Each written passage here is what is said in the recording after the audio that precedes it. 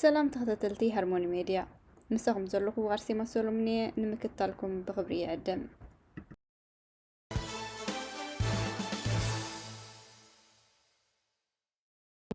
ماتن شغلت ألبونت من قول قال يغتصل مهلاو بيت صحفة أربيت فرميليغن قليتو كبل مع كان زيناتي تحبيرو أبز حلفة سمون شدشن شدشميتن سبات سرح ألبو كونون كلو 10,500 سبات دما ناب سرح وي دما ناب تمرتي كم استملسو سبات اتبيت صحفة قليتو تقلالا بزحنايتهم سرح ألبو زغونو سبات 416 شح مبتعو اتمتن كاب شمونتنت بحدا ميتاويت ناب شمونت ميتاويت وريدو كبل اتبيت صحفة بتوسخي قليتو أبز حلفة سمون 337 كاب سرح نخفانو متنقطع توهيبوهم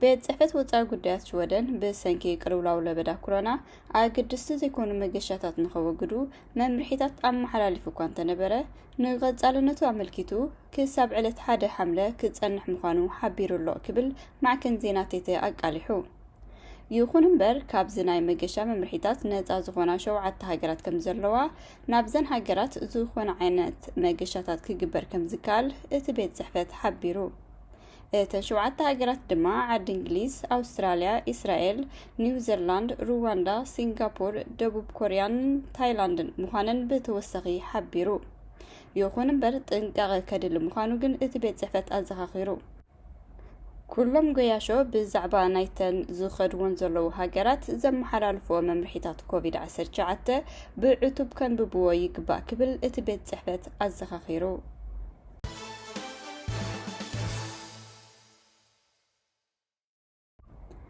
قدامي إبرة كتابة كوفيد-19 زخونا فايزرن مودرنان زتخطبو والكسبات تيكالاي إبرة كتابة دحري شوعات سامنتات كوهاب بعال مزيا قلقلت هزباوت عناش ودن مخيرو قبل معكن زيناتي تاق عليحو إزي زخونا لزولو مغنيات بسنكي نهري مسفحفح كورونا كم زخونا اتبع المزي قليزو زبزحو زيقاتات شودن حاد إبرة كتابة كوستون تراكيلهم أنتار كوفيد-19 زلوهم تتصاورنت كعبي سلازغل بو منظر مسفحفح لبدا كورونا كوحديو كبل اتباع المزي أب مربب حبريتو أقاليحو إذا حدش مخري أب مربب حبريتا تيبع المزي قدم حيدة معلتات دحري موتو ناي غازيتاتات يون شوبين بوستن إكسبرسن أبز تفلاليو من محدارات زركوبو أهود تعنا أغالبو سحيبو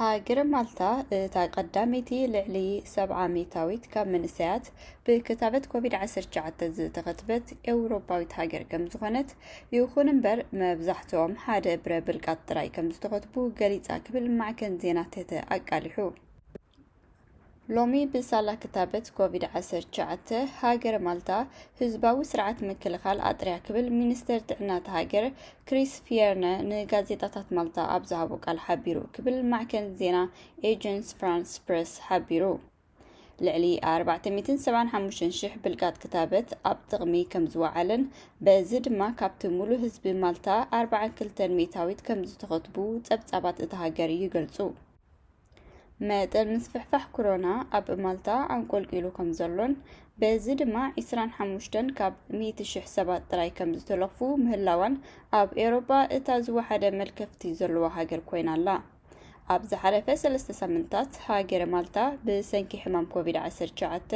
زوموتو سبات كم زينبرا يقلتو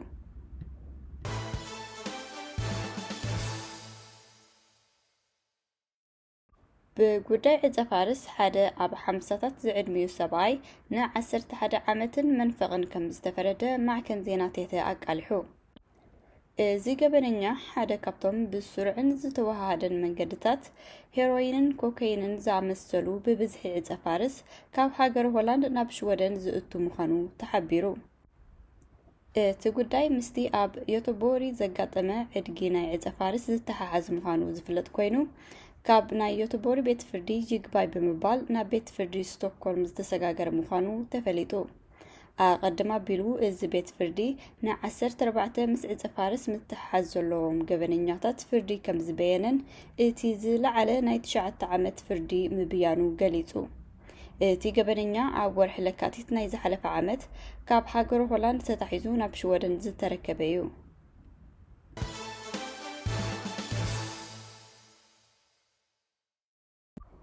ዩኤን ነቲ ኣብ ዝሓለፈ ሰሙን ዝተፈጸመ ቅትለት ሓደ ሱዳናዊ ዶክተር ከም ዝኾነኖ ተገሊጹ። እዚ ምስ ሓደ ዘይመኽሰባዊ ትካል ዝሰርሕ ዝነበረ ዶክተር ኣብታ ብዕድና ነዳዲ ዝበልጸገት ዞባ ዩኒቲ እዩ ተቐቲሉ። ንሱ ኣብ መደበር ጥዕና ጋኒለል ፓያም ምስ ኣህጉራዊ ኮሚተ መድሕን እዩ ዝሰርሕ ነይሩ። ኣብ ተመሳሳሊ ግዜ መንነቶም ዘይተፈልጡ ዕጡቓት ኣብ ወሰናስን ገጠር ጉዑል ኣብ ልዕሊ ሰራሕተኛታት ኣህጉራዊ ቀይሕ መስቀል መጥቃዕቲ ተፈጺሞም ምንባሩ ድማ ተፈሊጡ። 10 ሰራሕተኛታት እቲ ቃፍላይ ካብቲ ሓደጋ ኣምሊጦም ኣለዉ። ኣብ ደቡብ ሱዳን ኣወሃሃዲ ሰብኣዊ ሓገዛት እቲ ትካል ኣልየናው ድሁ በዚ ኣብ ልዕሊ ሰራሕተኛታት ሰብኣውነት ዝፍጸም ዘሎ ግፍዒ ኣዝየ ሓዚነ። እዚ ዶክተር ኣዝዩ ውፉይ ሰራሕተኛ እዩ ነይሩ።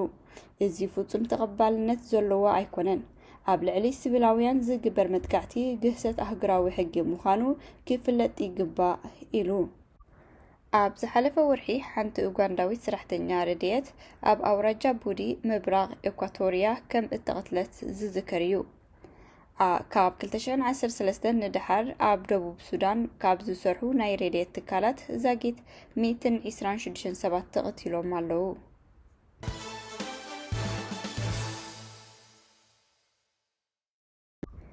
ሬሳ ፕሬዝደንት ዚምባብዌ ነበር ሮበርት ሙጋቤ ካብተን ዘለዋ መቓብር ወፂኡ ኣብ ኣህጉራዊ መቓብር ክዕርፍ ያታዊ መራሒ ዚምባብዌ ጸዊዑ።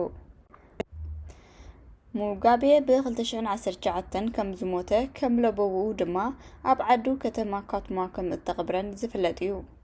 ንሙጋቤ ስዒቡ ፕሬዝደንት እቲ ሃገር ዝኾነ ኢመርሰን ምናንጋጓን ካልኦትን ኣብ መካነ መቓብር ሃገራውያን ጀጋኑ ክቕበሩ እኳ ባህጊ እንተነበሮም ለበብኡ ከይዕብሩ ብምባል ቀብሩ ኣብ ዓዱ ከም ዝፍጸም እዮም ገይሮም። ቤተሰቡ እውን እንተኾኑ ሙጋቤ ኣብ ሃገራዊ መቓብር እንተተቐቢሩ ናይ ፖለቲካ መቐናቕንቱ ኣዕጽምቱ ብምቅጻል ንጥንቆላ ክጥቀሙሉ እዮም ብምባል ንለበብኡ ሙጋቤ ደገፎም ሂቦም እዮም። ትማሊ ሶኒ ያታዊ መራሒ ናይታ ካብ ሃራሬ ብወገን ምዕራብ እትርከብ ኣውራጃ ዝቪምፓ ቀቢላ ሙጋቤ ብዛዕባ መካነ መቓብሩ ጥርዓናት ከም ዝቐረበሉ ሓቢሩ ነይሩ። ንሱ ንሰይቲ ሙጋቤ ግሬስ ሙጋቤ ያታዊ ሕግታት ብምጥሓስ ኣብ ቁጽሪ ዑና ቤት ክቕበር ምግባራ ገበን ፈጺማያ ክብል ውሳነ ምሕላፉ ድማ ተፈሊጡ። ግሬስ ሙጋቤ ኣብ መጋባያ ኣይተሳተፈትን።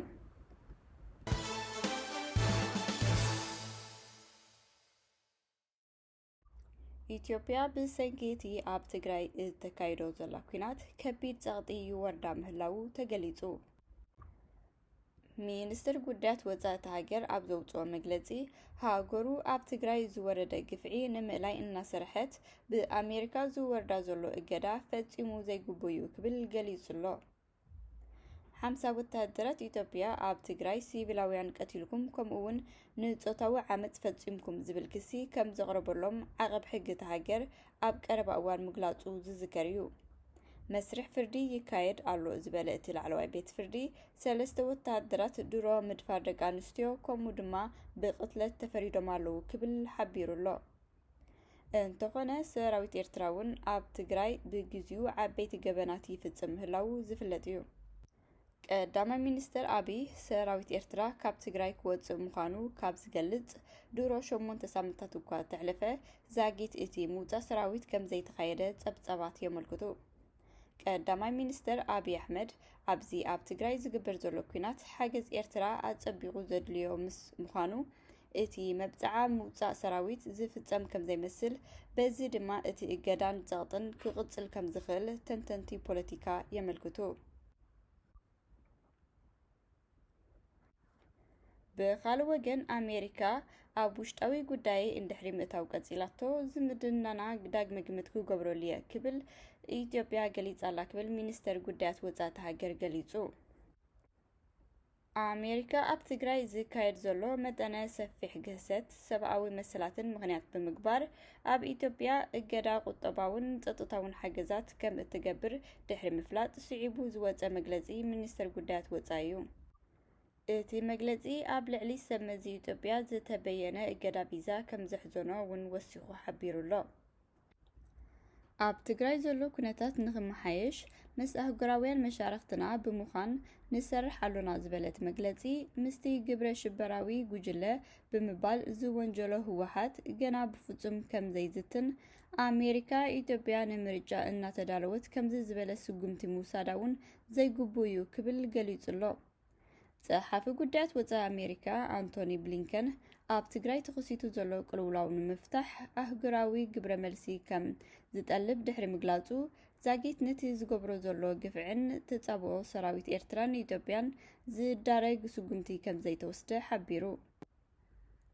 ኣብ ትግራይ ብስም ምስፋን ሕጊ ኣብ ዝካየድ ዘሎን ሸድሻይ ወርሒ ዝመልአ ኩናት ኣሽሓት ሲቪላውያን ከም እተቐትሉን መጠነ ሰፊሕ ሓስያን ንብረትን ዓመፅ ደቂ ኣንስትዮን ከም እተፈጸመ ከምኡ እውን መንግስትታት ኤርትራን ኢትዮጵያን ኣብ ዓለም ውግዛት ዝኾኑ ኬሚካላውያን ኣጽዋራት ከም እተጠቀሙ ጸብጻባት የመልክቱ።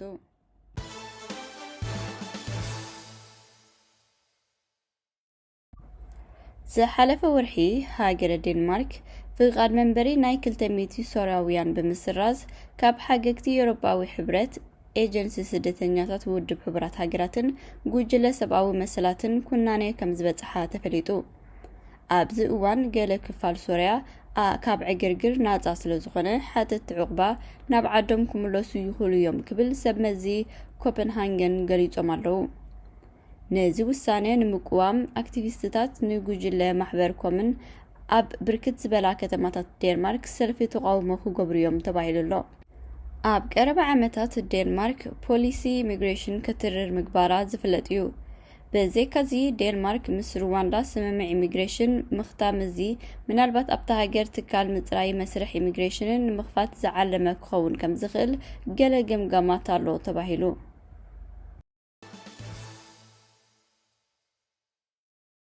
ክቡራት ተኸታተልቲ ሃርሞኒ ሚድያ ምሳኹም ዝጸናሕኩ ኣርሴማ ሰሎሞን ክሳብ ጽባሕ ሐሙስ ንራኸብ። ደሓን ቀኒዩ።